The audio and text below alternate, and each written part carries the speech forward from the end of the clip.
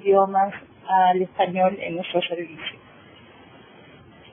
A estas alturas de la serie de presentaciones, que seguramente se han ilustrado con interesantes materiales de documentos en inglés, francés y español, ustedes bien podrían tener la impresión de que en el servicio de traducción al español trabajamos solo con esos idiomas.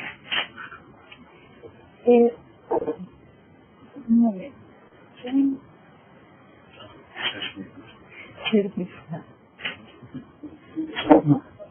Nada. Entonces, para lanzarla,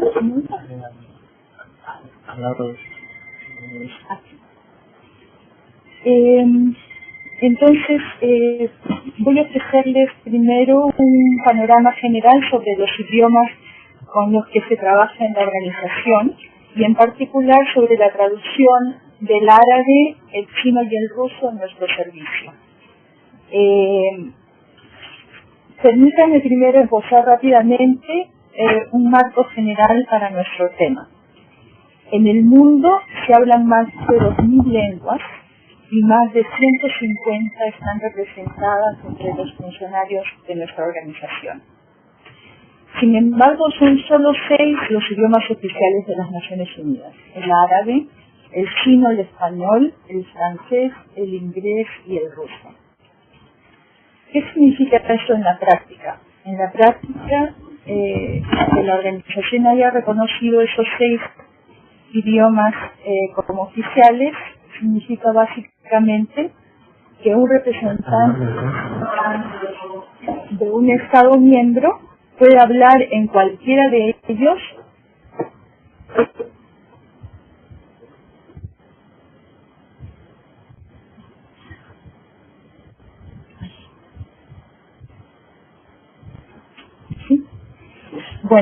que un representante de un Estado miembro puede hablar en cualquiera de ellos y que su discurso será interpretado simultáneamente en los demás idiomas oficiales. Y también que el grueso de la documentación oficial de las Naciones Unidas se publica en esos 6 idiomas.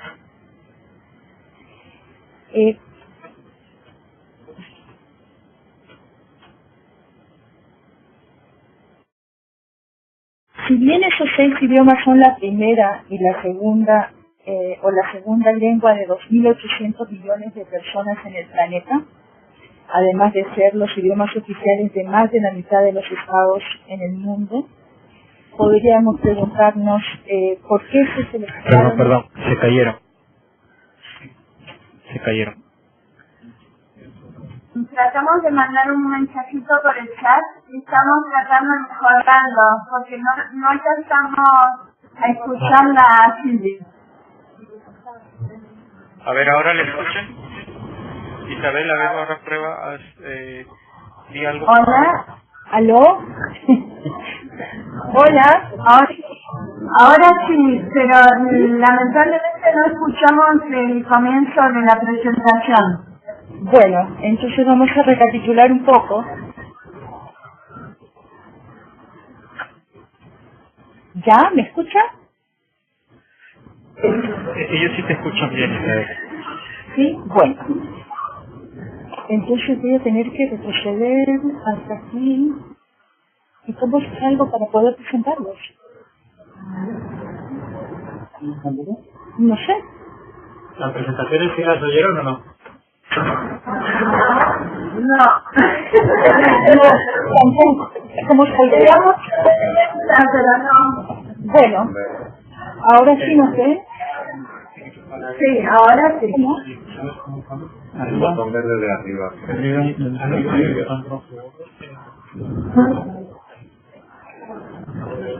Bueno, ¿ahora nos ven? ¿Sí? Sí. Entonces, como les había dicho inicialmente, estamos aquí 4 colegas del servicio de traducción al español, los que traducimos de otros idiomas aparte del inglés y el francés. Los voy a presentar. José García Verdugo, traductor del árabe, Marcos Oró, traductor del chino, y Pablo Ceniz, traductor del ruso, que están aquí conmigo en la sala. Yo soy Isabel Blondet, traductora del ruso. Recapitulando, ¿no? Decía que a estas alturas de la serie de presentaciones, seguramente se han ilustrado con documentos y materiales del inglés, francés y español. Ustedes bien podrían tener la impresión de que en nuestro servicio se trabaja únicamente con esos idiomas. Por eso hemos titulado la presentación de hoy Más allá del inglés y el francés, para presentarles en primer lugar un panorama general sobre los idiomas con los que se trabaja en la organización y en particular sobre la traducción del árabe, el chino y el ruso en nuestro servicio. Y luego le daré la palabra a mis colegas para que les hablen más detalladamente sobre su trabajo, les cuenten un poco sobre sus trayectorias y con todo esto tal vez los interesemos en estudiar estos idiomas. Permítanme primero esbozar rápidamente un marco general para este tema. Ahora sí, ¿cómo hago para...? ¿Sí? ¿Y luego?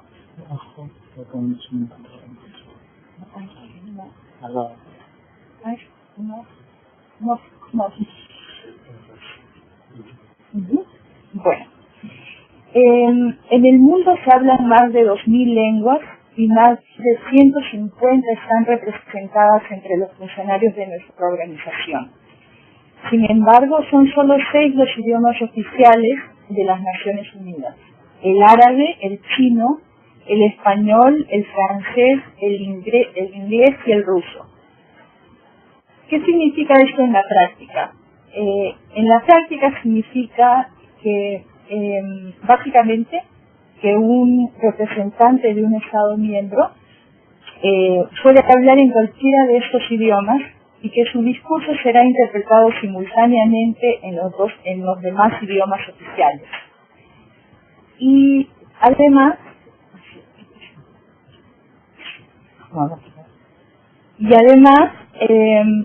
que el grueso de la documentación oficial de las Naciones Unidas se publica en estos 6 idiomas. Si bien estos 6 idiomas son la primera o segunda lengua de 2.800 millones de personas en el planeta, además de ser los idiomas oficiales de más de la mitad de los estados del mundo, bien podríamos preguntarnos por qué se eligieron estos y no otros idiomas y cuál ha sido el criterio para su selección.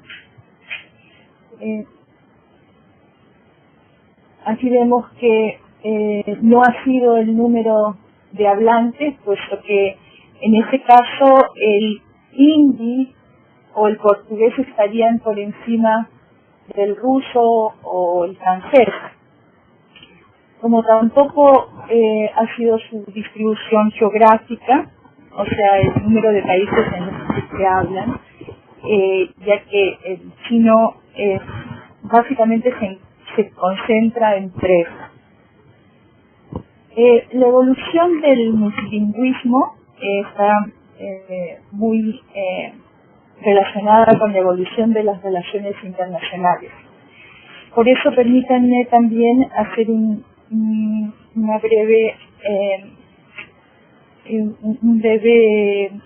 ofrecerles un breve panorama de la historia de cómo se fueron incorporando estos idiomas.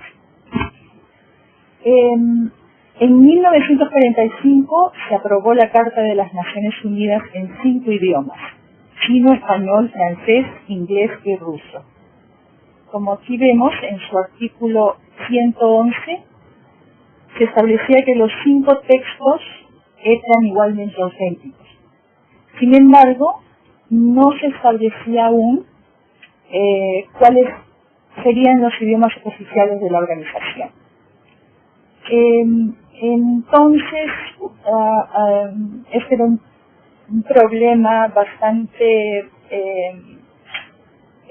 que causaba bastante interés entre los estados fundadores, porque y no fue una tarea fácil elegirlos, ya que muchos estados trataban de imponer la presencia de su idioma como idioma de trabajo, porque eso ayudaría a afianzar su lugar en la organización. Entre los estados que reclamaban inicialmente su derecho a incluir su idioma como idioma de trabajo de la organización figuraban China, la Unión Soviética y también los países de habla hispana, que constituían 1/3 de los 51 estados fundadores. En 1946, en el primer periodo de sesiones de la Asamblea General, se aprobó el reglamento concerniente a los idiomas, en el que se establecía que los idiomas chino, español, francés, inglés y ruso serían los idiomas oficiales de todos los órganos de las Naciones Unidas, salvo la Corte Internacional de Justicia, y que los 2 idiomas de trabajo serían el francés y el inglés. Con la celebración de los juicios de Nuremberg ese mismo año, en los cuales se empleó por primera vez la traducción simultánea,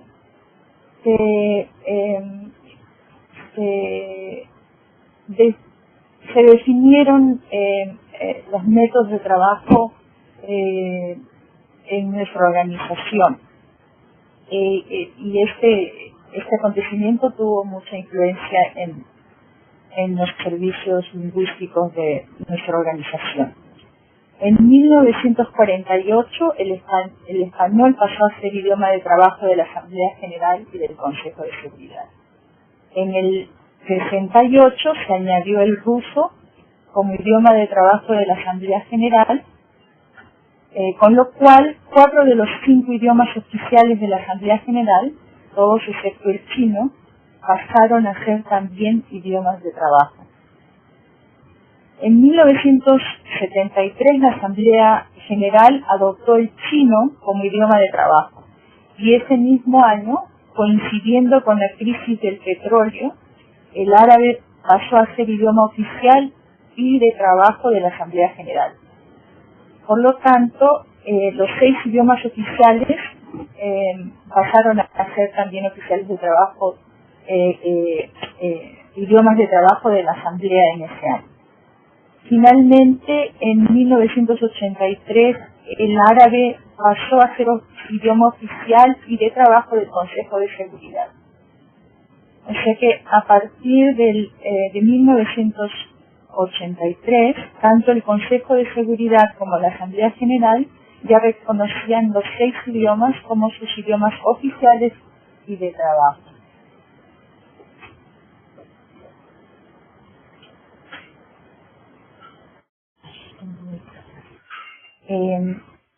El multilingüismo ha sido desde los inicios de la organización un interactivo, pero todavía a estas alturas queda un largo camino para alcanzar los objetivos trazados en este aspecto. Por ejemplo, en la Secretaría de las Naciones Unidas aún se utilizan como idiomas de trabajo únicamente el inglés y el francés. Las Naciones Unidas asignan una importancia fundamental al multilingüismo porque promueve la tolerancia y garantiza una mejor comunicación y una participación más amplia, activa y eficaz en el trabajo de la organización. En varias resoluciones se hace hincapié en la importancia fundamental del multilingüismo y en la importancia de la igualdad de los 6 idiomas oficiales de las Naciones Unidas. Las Naciones Unidas promueven activamente el multilingüismo adoptando medidas como la designación de un coordinador de las cuestiones relativas al multilingüismo, que se encarga de velar porque se respete el principio de paridad de los 6 idiomas oficiales y de impulsar actividades encaminadas a promover el respeto, la promoción y la protección de todos los idiomas, la diversidad lingüística y el multilingüismo. La organización ha encontrado maneras creativas de promover el multilingüismo en todas las esferas de su labor, como con la proclamación del Año Internacional de los Idiomas y la celebración de los Días de las Lenguas de las Naciones Unidas.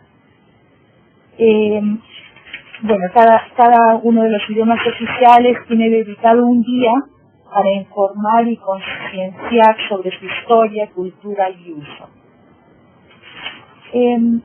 Las resoluciones que hemos mencionado sobre el multilingüismo han tenido efectos inmediatos en los servicios que ofrece la Secretaría de las Naciones Unidas, como los servicios de conferencias, el programa de idiomas, los sitios web, la radio de las Naciones Unidas, la biblioteca.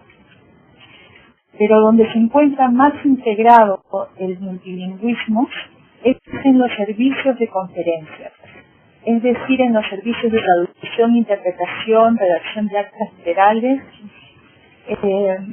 edición de documentos oficiales, procesamiento de textos, etcétera, que se esfuerzan constantemente por alcanzar la plena igualdad entre los 6 idiomas oficiales. En cada uno de los 6 servicios de traducción se traduce de los otros 5 idiomas. En nuestro servicio, la gran mayoría de los colegas traducen del inglés y el francés, pero el servicio cuenta también con traductores del árabe, el chino y el ruso, como estamos aquí en esta sala. Los traductores de nuestro servicio que traducen de estos idiomas, por lo general no solamente han tenido que dedicar unos buenos años de su vida al estudio del idioma para alcanzar el nivel de conocimientos de estas lenguas complicadas que les permita traducir de ellas para la organización, sino que además en principio han debido invertir los mismos esfuerzos que los demás colegas para conseguir por lo menos el mismo nivel de inglés y obtener un puesto en la organización. Para ello tienen que batirse en los exámenes de igual a igual con los demás traductores que no dominan ninguno de esos idiomas. Por lo tanto, la larga y ardua marcha del traductor de estos idiomas hasta el funcionariado pasa por un estudio profundo de un idioma complejo que a menudo implica estancias prolongadas en países en que las condiciones pueden ser difíciles, y también por un estudio intensivo del inglés, idioma que hoy por hoy es imprescindible en las Naciones Unidas. Una vez que empieza a trabajar como traductor de uno de esos idiomas en las Naciones Unidas, debe enfrentarse con una serie de dificultades. Por un lado, su trabajo es más solitario porque tiene menos posibilidades de trabajar en equipo. A menudo no cuenta con tantas herramientas para facilitar su trabajo como los traductores del inglés y el francés, y con frecuencia se ve obligado a realizar investigaciones pormenorizadas o a recurrir a los colegas de los servicios de traducción árabe, chino, ruso para resolver sus dudas. Por añadidura, ya que estos idiomas no pertenecen a la familia latina o indoeuropea, y que estos idiomas suelen aglutinar mucho en cada palabra, o sea que, por ejemplo, cada palabra del árabe puede equivaler hasta 4 palabras en su traducción española, se da la paradoja de que al traducir de estos idiomas complejos, el traductor obtiene menos crédito que si lo hace del inglés o el francés a la hora del recuento de las palabras traducidas. Estas son algunas de las dificultades que enfrentamos nosotros, los traductores de estos idiomas, pero como pueden ver en este cuadro sobre el número de páginas que se presentan para ser traducidas en los servicios de traducción, el árabe tiene mucho más trabajo. Los traductores del árabe tienen mucho más trabajo en principio que los del francés, y ya el ruso y el chino tienen una traducción menos importante. Ahora les voy a pasar la palabra a mis colegas para que les hablen de otros aspectos de la traducción de estos idiomas. En primer lugar, le paso la palabra a José, a Pepe, que les va a hablar sobre de la traducción del árabe. Sí, gracias Isabel. Necesito que pares la presentación. Gracias. Entonces, bueno, buenas tardes. ¿Me oyen?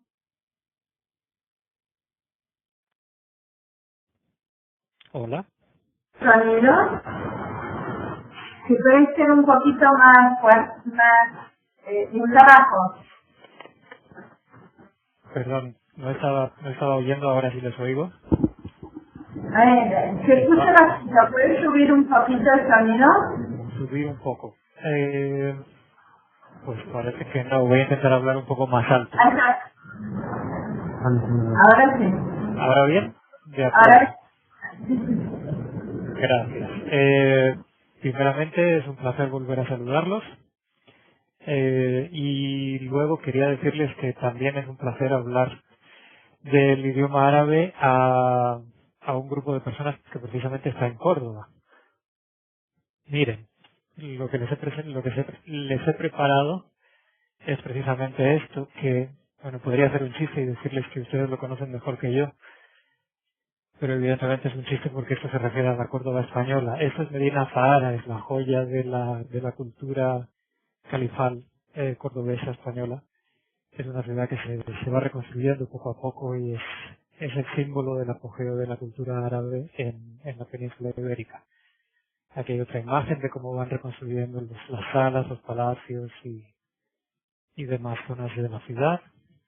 Y no sé si alguno de ustedes ha tenido el privilegio de visitar Córdoba, España, y ver esta maravilla también que es la mezquita de Córdoba, perfectamente conservada, empezada más o menos en el siglo X y terminada en el siglo XIII, después de varias ampliaciones. Me pedía María, cuando estábamos preparando estas sesiones, que explicara un poco por qué había decidido estudiar un idioma tan exótico y volviendo a mi infancia, a mi juventud, y viendo todas estas imágenes, la explicación es muy sencilla. El árabe, si uno mira un poco en retrospectiva, es un idioma local en España, entonces uno lo ve por todas partes, especialmente en la mitad sur del país. Está muy presente porque fueron 8 siglos de cultura y civilización árabe en la península, tanto España como Portugal. Así que era una decisión bastante fácil.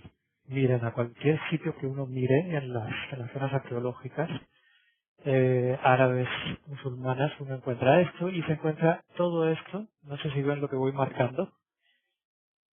Es un friso alrededor de esta cúpula, la cúpula de la Maxura de la mezquita de Córdoba. Esas son inscripciones árabes.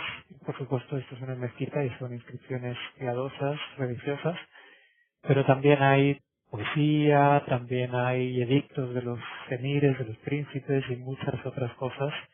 La caligrafía árabe es muy plástica y con eso paso a hablarles ya de cosas que tienen relación con la traducción. El hecho de que la escritura árabe sea tan plástica y tan moldeable tiene importantes consecuencias para la persona que vaya a estudiar y trabajar con este idioma. Miren, esto también es árabe. Aquí pueden probablemente identificar las letras por esta parte de arriba en el friso superior, pero es que esto también son letras estilizadas, estos medallones de aquí, y también esta parte está escrita. Todo esto también son letras. Entonces, la plasticidad de la caligrafía árabe es verdaderamente extrema en comparación con la del alfabeto latino y otros alfabetos. Es muy notable. Se puede usar para crear cosas muy bellas, cosas no tan bellas. Se pueden hacer montones de cosas con la caligrafía árabe. Les voy a poner un ejemplo de cómo funciona esto ya a nivel gramatical y sintáctico. Fíjense, ven bien, hay 3 letras árabes y debajo los nombres de las letras en caracteres árabes. Bueno, son las letras B, L y G, se llaman Ba, Lam y Gain en árabe. Si yo las escribo seguidas, toman esta forma. Fíjense, aquí lo voy a hacer para que vean cómo el procesador de texto sabe que si yo quito los espacios debe modificar a veces radicalmente la forma de la letra. Las letras tienen formas diferentes dependiendo de la posición que tengan en la escritura. Así que tengo el conjunto BLG, que se escribe así. No se escriben las vocales. Si yo las quiero escribir, tengo que usar unas marcas diacríticas. Vean, estas rayitas de aquí. Entonces, si quiero decir balagha, que significa él informó o comunicó, pongo estos diacríticos, pero normalmente no los pongo porque sé que el lector sabe gramática y puede entender. Entonces no escribo las vocales. El árabe aglutina elementos de escritura, entonces si yo quiero pasado imperfecto, le pongo una marca al principio que es la letra ya y lo añado a la escritura y esto se va a aglutinar de la siguiente manera. Yablagu. Entonces yo digo él informa y no él informó. Estoy cambiando el tiempo y el aspecto del verbo, solo con esto. Puedo añadir más cosas. Puedo ponerle una preposición, la preposición para, que se dice li, y también lo voy a aglutinar en la misma forma, pero entonces tengo que cambiar otra vez el aspecto, tengo que ponerlo en subjuntivo. Entonces digo li yablaga, que quiere decir para que él informe. Puedo seguir aglutinando. Ya tengo esta forma, que es para que él informe, y voy a poner un pronombre para decir para que él lo informe. El pronombre es esta letra, la H, que cuando se une, li yablagahu, toma esta forma. Entonces tengo ahí esa frase, pero todavía puedo aglutinar un elemento más. Isabel en su presentación dijo 4 palabras, vamos a poner una más. La conjunción copulativa y también se une, también se añade al trazo. Y entonces lo que voy a decir ahora es y para que él lo informe, wali yablahu, que se escribe así. Dense cuenta. Yo solo he escrito 7 letras en árabe. Solo 7. Una equivalente a W, L, Y, B, L, C, H. Yo la tengo que interpretar como lector como 13 sonidos. De esos 6 los tengo que deducir por la forma de la palabra. Tengo que saber dónde van las vocales de esa palabra. Por lo tanto, la consecuencia inmediata es que yo tengo que saber gramática, tengo que haber estudiado el árabe, no lo puedo aprender de memoria. Porque de esa misma forma, si la vocalizo de otra manera, puede significar cosas diferentes. Y la traducción, esta es la otra consecuencia, la traducción es una expresión de 6 palabras, con 19 letras, y si añadimos los 5 espacios, pues 24 caracteres. ¿Qué quiere decir esto? El traductor de árabe a español, o a lenguas latinas en general, o occidentales, digamos, tiene que reescribir desde la nada absoluta. No puedo utilizar la estructura de la frase, no puedo aprovechar nada, prácticamente nada de la estructura árabe, tengo que crear una estructura nueva, tengo que reescribir. Ese es uno de los elementos fundamentales en la traducción. Volvemos a las imágenes. Esta es una página del Corán. Y esto nos da pie a hablar de otra característica fundamental del árabe, que es su vinculación digamos, natural o de nacimiento o verdaderamente inexplicable con la religión musulmana. De hecho, mucha gente, si uno le pregunta, bueno, qué es árabe, qué es musulmán, probablemente van a cometer errores porque no es lo mismo, pero están tan unidos que hay mucha gente que lo considera la misma cosa. El árabe, de hecho, antes del siglo VI, siglo VII, que es cuando surge el Islam, es una lengua muy minoritaria que no está fijada, que no tiene una escritura precisa, que es principalmente oral y se circunscribe a una parte nada más de la península arábiga. Solo es con el Islam que la lengua árabe se convierte en lo que es hoy. Eso tiene otras consecuencias muy importantes para el traductor. La lengua árabe es una lengua que, según el dogma musulmán, es la lengua en la que se reveló el Corán al profeta Mahoma, al profeta Muhammad. Entonces, esa lengua, por ser la que utilizó Dios, es la lengua perfecta. Dios no puede cometer errores, no tiene imperfecciones. Luego esa lengua también tiene que ser perfecta. Por lo tanto, para todos los hablantes de árabe, esa lengua, la lengua árabe religiosa, tiene un valor muy, muy especial. Los árabes de hoy no hablan esa lengua como la que hay en el Corán. De hecho, muy probablemente sería imposible entenderse en la lengua coránica hoy día. Lo que hablan son los dialectos del árabe de cada uno de los países árabes. Desde Mauritania hasta Irak hay dialectos muy diferentes, cada uno con características muy especiales que afectan no solo a las variantes léxicas, como pasa por ejemplo con el español de España, el español de Argentina, sino también a la estructura profunda, a la estructura sintáctica, morfológica y demás del idioma. Les pongo un ejemplo. Estas son las tres formas, solo tres, de decir cómo te llamas en árabe. Primero está el árabe estándar, que se llama. El árabe estándar, no lo he explicado, es derivado del religioso y es el que se usa en la prensa, en los discursos, en todas las manifestaciones públicas. Piensen un poco en el latín en Europa a partir del siglo II, III antes de Cristo hasta el siglo X después de Cristo, cuando empiezan a surgir los idiomas nacionales. La gente entendía latín, pero muy pocos lo hablaban los religiosos, lo hablaban los reyes, lo hablaba la gente ilustrada, pero la gente hablaba el idioma de su país, de su pueblo, de su casa, hasta que ya por fin decidieron crear idiomas independientes. Todo el mundo hablaba latín, un poco, pero mal, y su idioma. Esta diglosia, es como se llama técnicamente el fenómeno, es lo que hay ahora mismo en el mundo árabe. Todo el mundo entiende el árabe estándar, pero no todo el mundo lo habla bien, depende del nivel cultural.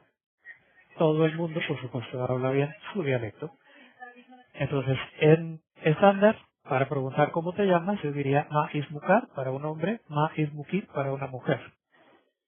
Y ahora escuchen la diferencia. Un egipcio diría Ismak o Ismek La estructura cambia completamente.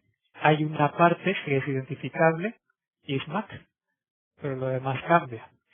Y en el dialecto levantino, que es el de Siria, Líbano, Palestina y toda esa zona, Jordania, diríamos Shoshmak o Shoshmek, que también es una diferencia muy, muy notable. ¿Qué quiere decir esto para los traductores? Bueno, cuando yo recibo un documento, por ejemplo este es un documento que hemos traducido aquí, de la misión de Arabia Saudí, la persona que lo escribió puede ser muy versado en árabe estándar, puede ser una persona muy educada y muy capaz de dominar el idioma, o puede no serlo. Y entonces casi siempre hay un nivel de mezcla de las dos lenguas, de la lengua estándar y de la lengua dialectal. Dependiendo de la penetración del dialecto en el texto, ese texto será más o menos difícil para el traductor y por supuesto también depende de cuál sea el dialecto que yo haya podido estudiar durante mis años de estudio. Evidentemente no se pueden estudiar los 17 dialectos de los 17 países, uno estudia uno, como mucho dos, uno de los dialectos se puede dar una idea de cómo funcionan los dialectos vecinos, pero en general siempre hay lagunas. Esas lagunas, como ya ha explicado Isabel, las cubrimos principalmente acudiendo a los compañeros árabes que están aquí en el mismo edificio y que nos pueden dar la información, porque al tener esa diglosia y ser gente con una capacitación lingüística muy avanzada, nos pueden ayudar con las dudas que tengamos. Poco más es lo que les quería decir. Recapitulando, esas son las dos grandes dificultades del árabe. Bueno, les quería enseñar también cómo queda un documento árabe una vez que los colegas de traducción de árabe lo han procesado. Como ven, esto sería mucho más agradable y sencillo de traducir, pero estos son los originales que nos llegan, muy rayados, muy modificados, con cambios, con escritura a mano alzada, difícil de leer, en fin. Este es el trabajo diario de árabe. Es complicado, pero al mismo tiempo es fascinante. Y las dos dificultades son las que les digo, sobre todo la aglutinación y la diglosia, la diversidad de dialectos. Con esto, y esperando sus preguntas al final de la sesión, me despido y muchas gracias.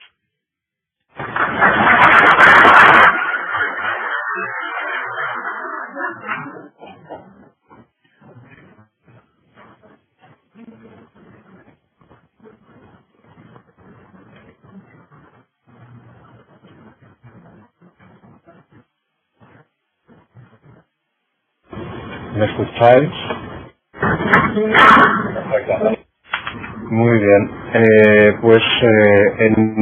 A continuación voy a hablar del chino, que es el idioma que yo estudié en la carrera junto con el inglés. Y después de escuchar la presentación de Pepe, me ha hecho plantearme si el chino es el idioma más difícil, como yo pensaba hasta ahora.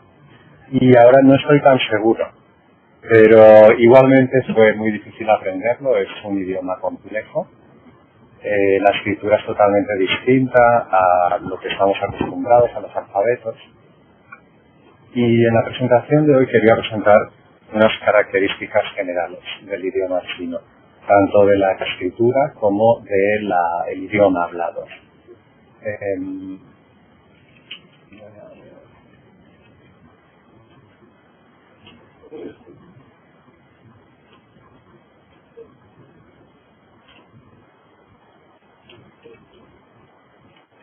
Voy a primero hablar de la escritura. La escritura está compuesta por signos, caracteres que pueden ser de distintos tipos. Tenemos los caracteres más antiguos, son lo que llamamos pictogramas, y son básicamente imágenes basadas en la realidad. No sé si sin haber tenido ninguna exposición al chino podéis adivinar que, por ejemplo, el carácter sobre el que tengo el cursor, ese significa sol. El siguiente indica luna y el tercero montaña. Yo, como estoy acostumbrado a verlos, para mí lo veo inmediatamente, veo el sol, veo la luna, pero no sé si sin tener ninguna exposición se puede identificar tan rápidamente. El de boca, pero uno de mis favoritos es el de tortuga, porque realmente es la propia tortuga, dibujada, plasmada con trazos, con más de 10 trazos. Entonces, como podéis ver, hay distintos tipos de caracteres. Tenemos los pictogramas y, en segundo lugar, los ideogramas, que son una representación gráfica de ideas abstractas, como pueden ser los números o adverbios del lugar, por ejemplo. Pero podéis ver que el chino en un principio era una lengua muy sencilla. Con los números podéis ver 1 es un trazo, 2 trazos, 3 trazos.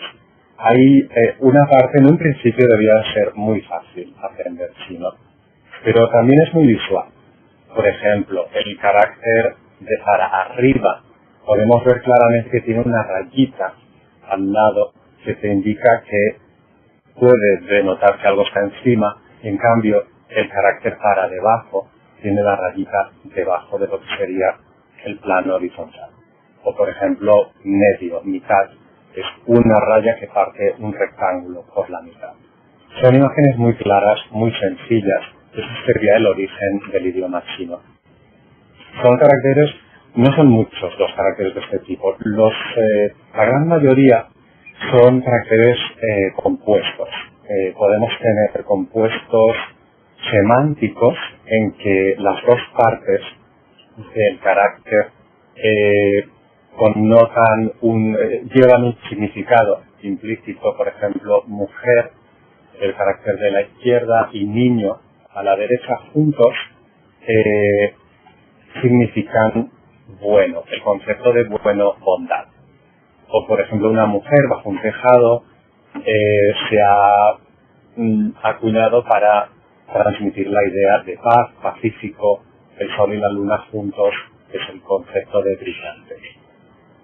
Pero los caracteres, el 90% de los caracteres pertenecen a esta cuarta categoría, que también son compuestos, en el que tenemos una parte que corresponde al radical, a la parte semántica, por ejemplo, el carácter de persona, palabras, bicho, insecto o metal, que luego lo combina con una parte fonética que te puede dar una pista de cómo se pronunciará ese carácter. Y aquí es cuando se complica la cosa.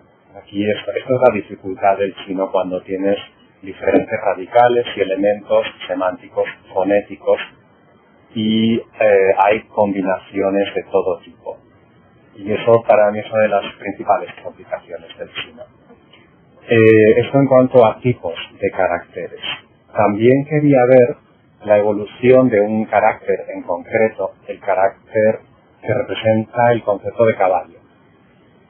Podemos ver que a la izquierda eso fue la representación original en los caparazones de tortuga y en los huesos de animales de carga, que se hacían unas incisiones para luego adivinar cosechas, si habría inundaciones, tormentas, y eso sería el origen de los caracteres chinos que se utilizaban los chamanes y para que los gobernantes consultaban para saber cómo iba a ser el futuro, como predicciones.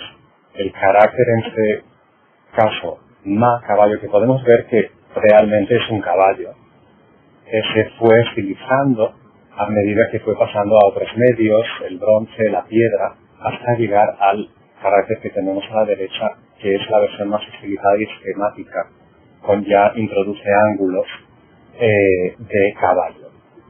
Incluso le han puesto las 4 patitas aquí y la cola. Entonces, esto es un poco una visión rápida a la evolución de un carácter que me parece fascinante a lo largo de los milenios. El primero probablemente es de hace 3.500 años, 4.000, y este es el estándar que se utiliza actualmente. También quería hablaros de una complicación añadida que tiene el chino y que yo he vivido personalmente, y es que existe la escritura tradicional, que es la que existía hasta los años 50, y en el año 54 China continental introdujo una versión simplificada de los caracteres más utilizados para fomentar la alfabetización de la población. El problema es que en China continental se introdujo esa simplificación, pero en Taiwán había otro sistema político, otro régimen político en aquella época, decidió no aplicarla y mantuvo la grafía tradicional.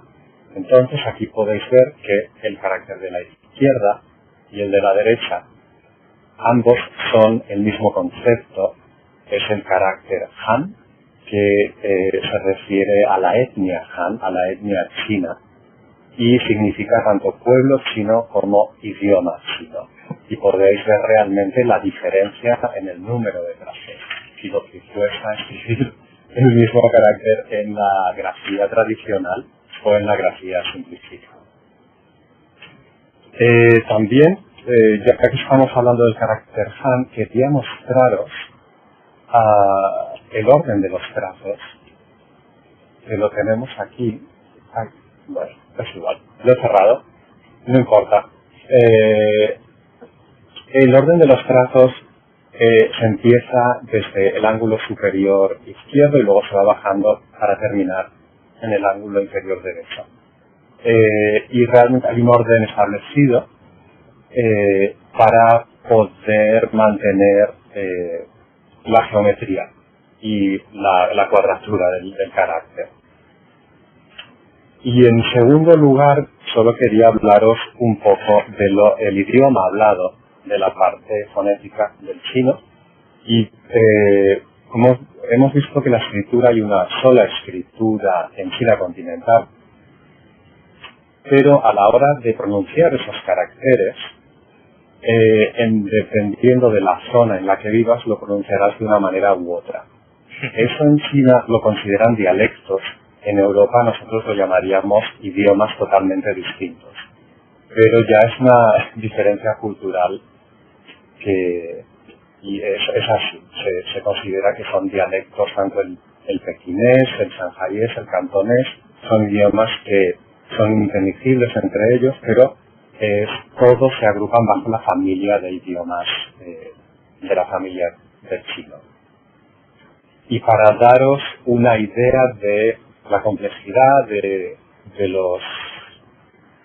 sonido y de la fonética china, os quería mostrar un mismo sonido, una misma sílaba, la sílaba ma, y en función del tono que se le haya asignado, hay 4 tonos en chino, significará algo distinto, se escribirá de una manera concreta. En este caso, el primer carácter tenemos ma, que lleva el radical de mujer, y el símbolo que tenemos a la derecha de hecho es el carácter de caballo que le aporta el sonido. Es la parte fonética, y esto significa madre. Mama es madre, si lo repetimos 2 veces. El segundo es el segundo tono, se lee ma, es un poco ascendente, y este carácter significa cañón. El tercero, ma, es una especie de montaña rusa. Es como en inglés digamos well. Eso es, el primero baja y luego sube. Esto es caballo, que hemos visto anteriormente. Esta es la grafía simplificada. Y el cuarto carácter, ma, es descendente. Es como la negación no. Cuando decimos no, ese tono es el cuarto tono chino. Y significa reprochar, reñir. Por si esto no bastara, hay un quinto tono que no es un tono porque es un tono neutro y se lee tal cual, ma. Y en este caso, cuando se escribe, es el equivalente al interrogante nuestro. Es la marca de pregunta.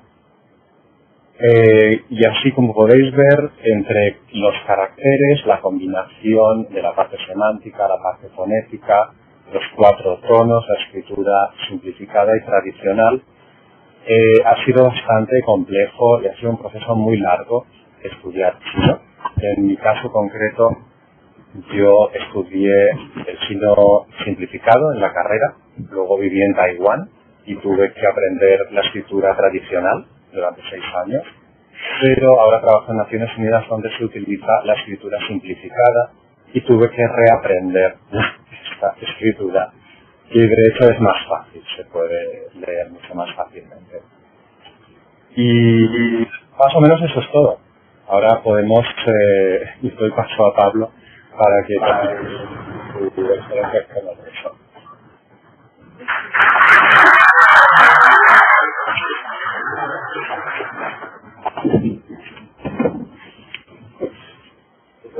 Bueno, buenas tardes a todos. Yo soy Pablo Smith, no sé si han hecho las presentaciones pertinentes ya o no, supongo que sí, así que no me voy a entretener mucho en eso y voy a pasar directamente a mi exposición, que es sobre el ruso. El ruso es un idioma que hablan casi 300 millones de personas, que aparte de Rusia se habla en numerosos países de la comunidad de Estados independientes, en varios de ellos como Bielorrusia, Kazajstán, Kirguistán, es idioma oficial también, y como ya nos ha explicado Isabel, pues entró a formar parte del idioma como idioma oficial de la ONU desde los inicios prácticamente de la organización. Yo voy a organizar mi exposición en dos partes, como han hecho más o menos mis compañeros. Una, la parte del estudio del ruso, y otra, la parte de la traducción del ruso. En primer lugar, pasando ya a lo que es el estudio del ruso, puede haber tres caminos.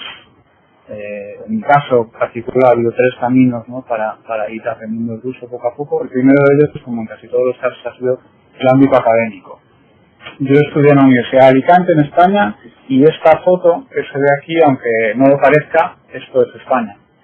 Es una iglesia ortodoxa que está construida en el pueblo de Altera, en la provincia de Alicante.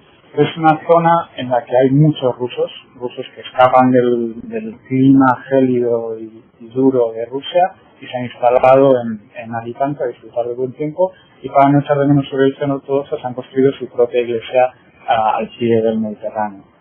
Esta otra foto es de la Universidad Estatal de Moscú, una de las universidades más famosas que hay en Rusia, que es donde mucha gente, muchos extranjeros van para estudiar el ruso. Yo empecé, como digo, en Alicante estudiando el ruso por una mezcla de, no tan romántico como Pepe, porque la influencia del ruso en España no es significativa, un poco por eliminación, porque tenía que escoger un tercer idioma y el que más me llamaba la atención de ellos era el ruso, y otra porque siempre había tenido cierta curiosidad por esa cultura y toda esa imaginería que hay detrás del ruso, y por eso me lancé a estudiar. Empecé en España, estudié 2 años seguidos en España, luego hice otras estancias en el extranjero que me cortaron un poco el estudio de ruso, hasta que pude hacer una estancia de 3 meses en la universidad en Moscú, no en esta, sino en la lingüística de Moscú, una universidad distinta, que me sirvió para pasar a la segunda parte del aprendizaje del ruso, que es, bueno, antes de eso voy a explicar un poco lo que aprendí primero en la universidad. Esto es el principio de todo, ¿no?, el alfabeto.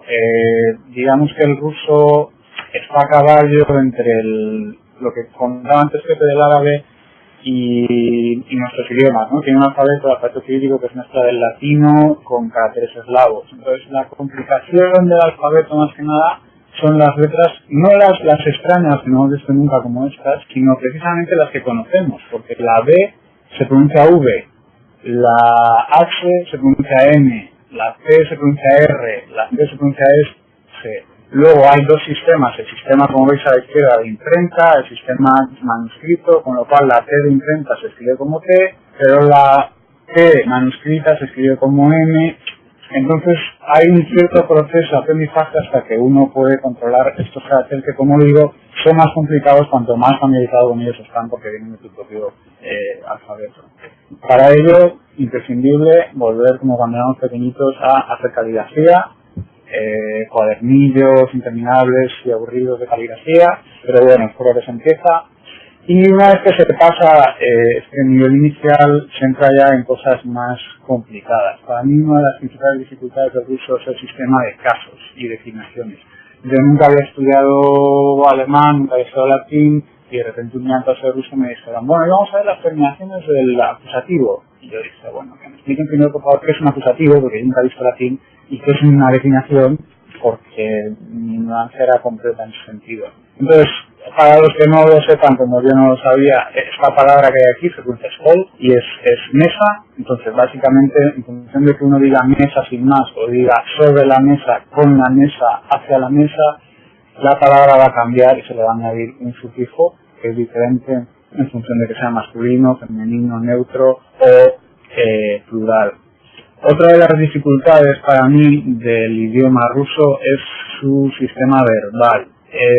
Tiene aspecto imperfecto y perfecto, que es complicado de manejar, en función de que la acción sea inacabada o acabada, en función de que el movimiento sea en un sentido o en varios sentidos.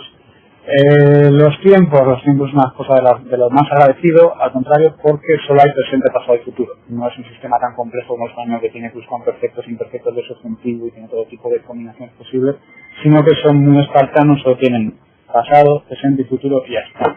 Y luego el número, bueno, pues es singular, el género cambia, puede haber género femenino y masculino del verbo en el tiempo pasado, por ejemplo, si le añade la terminación de femenino.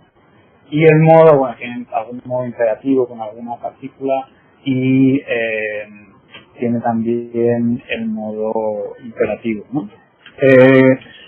Esto sería el aprendizaje, digamos, académico del ruso, cuando uno se sienta a estudiar con sus manuales, con sus libros. Una vez que cree que domina eso, entonces uno se lanza a Rusia y dice, ya estoy preparado, me voy para allá.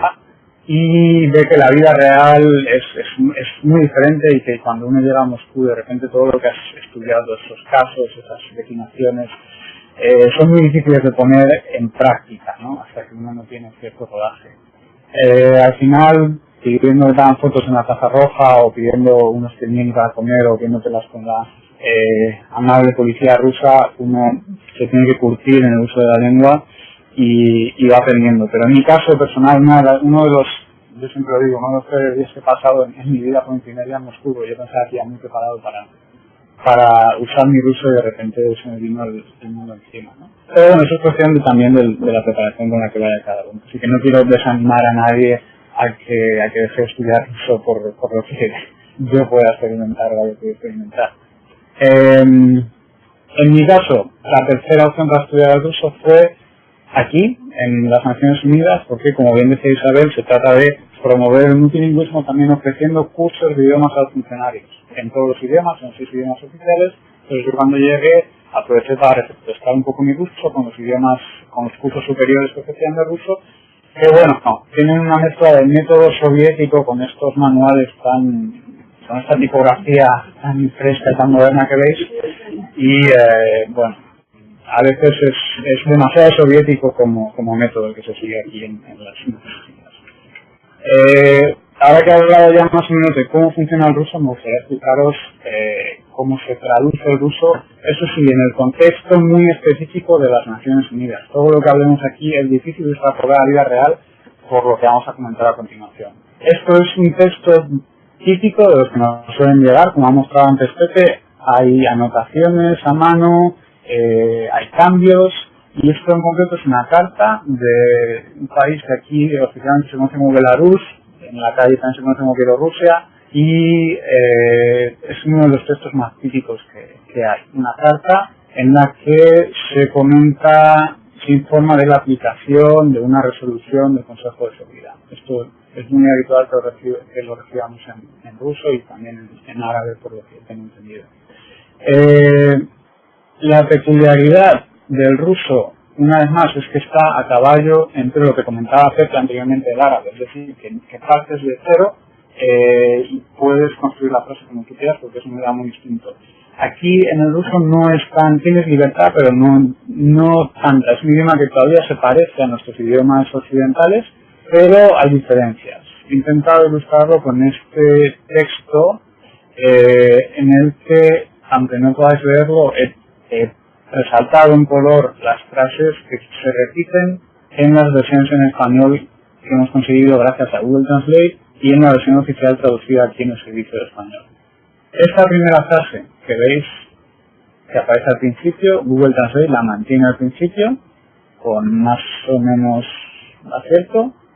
Sin embargo, nosotros la pusimos al final porque le da más sentido a la frase. La parte verde que dice una de las actividades de nuestro Estado, Google la retoma tal cual. Nosotros, sin embargo, aplicamos el sentido común y decimos, bueno, no tiene mucho sentido en este contexto en concreto repetir todo eso, y decimos simplemente el Estado promueve, en vez de decir la activación, como dice el ruso y como dice Google Translate, nosotros decimos, bueno, activación no tiene ningún sentido decirlo, con lo cual en vez de decir una de las actividades de nuestro Estado es la activación, que es una traducción muy fiel de lo que el original dice, pero una traducción fielmente literal. Y nosotros estamos aquí para, en el caso de estos idiomas, interpretar también cuál es la versión más adecuada en nuestro español. Así pasa a el Estado promueve la cooperación bilateral y multilateral en el contexto del Sistema Regional de Seguridad, y se le da la vuelta a la frase una vez más porque el ruso tiene cierta tendencia a construir frases de manera distinta a lo que puede ser en inglés o en francés, y por eso se le puede dar la vuelta a veces en español cuando eso es más cómodo para nosotros. Habiendo explicado un poco esto, quiero entrar por último en las ventajas y los inconvenientes que para mí tiene la traducción del ruso poder traducir del ruso en las Naciones Unidas.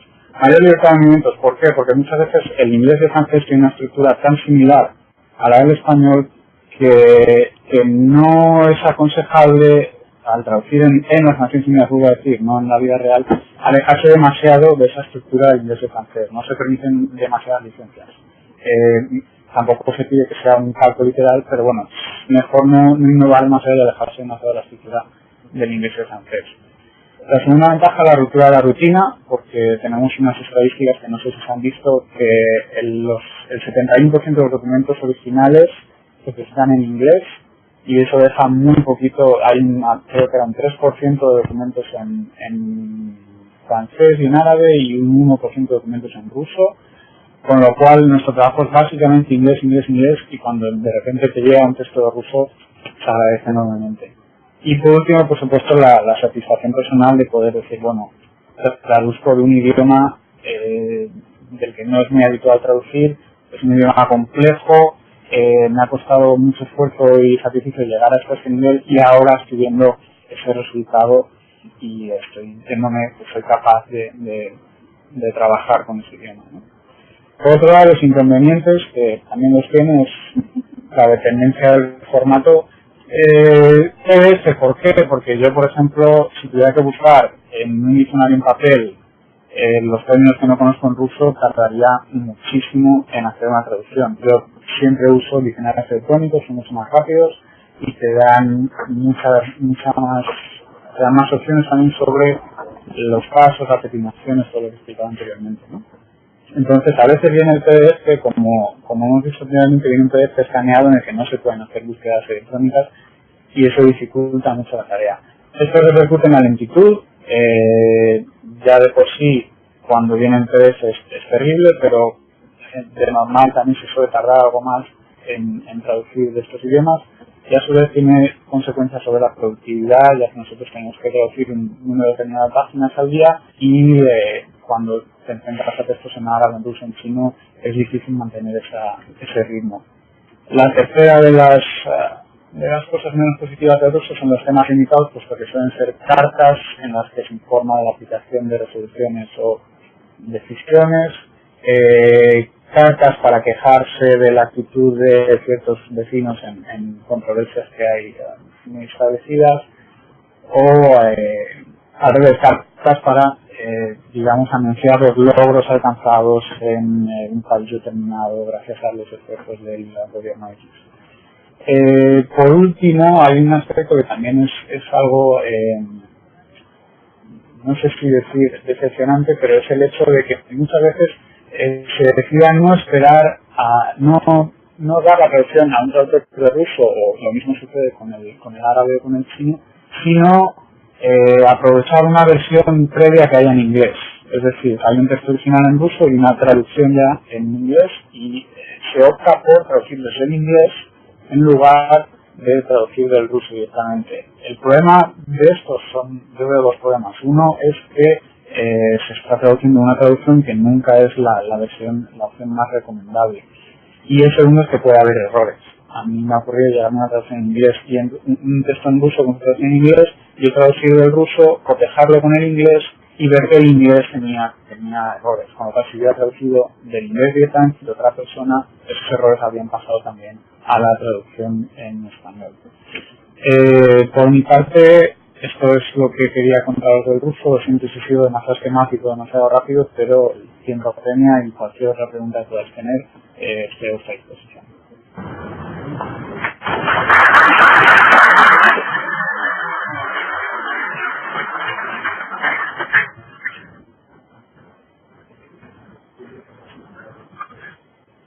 Bueno, el No sé si tenemos tiempo para practicar preguntas. ¿No? ¿No tienen preguntas? Aquí con todos los estudios. Nosotros hemos comenzado después de haber terminado la carrera universitaria. La pregunta es, en general empiezan a qué edad a estudiar estos idiomas. ¿Hay gente que termina la universidad en la universidad o está graduado? Yo creo que en nuestro caso, Marc y yo empezamos en la universidad, al empezar los estudios universitarios.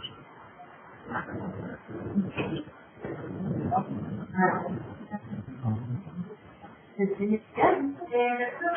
quería saber si hay algún sitio de internet o algo así para buscar información acerca de la interpretación en el idioma. ¿La interpretación de estos idiomas? Sí, digamos, la interpretación de los idiomas. Cuando se empieza la presentación, ¿sabes? Sí, ¿no? Ella dijo que la prueba, y cuando hablamos con esto, la prueba a los técnicos musicales. Ahora es la que pueden hacer ustedes con la manera. ¿Escuchaste la pregunta? No pude escuchar. La pregunta es si la interpretación también se realiza en estos 6 idiomas o básicamente la mayoría de las asignaciones son de inglés, francés y español. No, la interpretación en las Naciones Unidas se realiza de todos los idiomas, de cada idioma a los otros 5, con la excepción, tengo entendido, del árabe, que los intérpretes de la cabina del árabe traducen del árabe y al árabe en ambos sentidos. Ya hay lugares en internet donde hay información de todas las interpretaciones de las comunidades.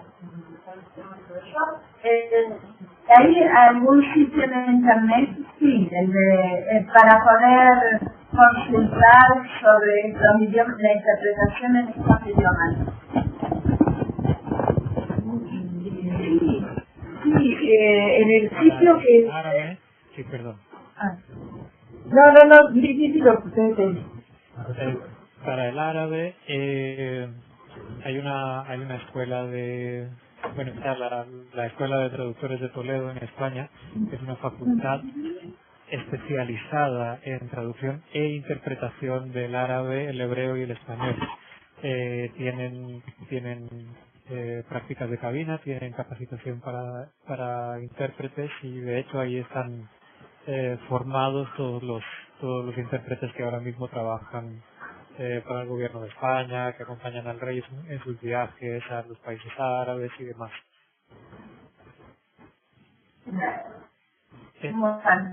¿Hay alguna otra pregunta? ¿No? Bueno, muchísimas gracias a todos. Nos volvemos a ver entonces el próximo jueves al 21 en el mismo horario.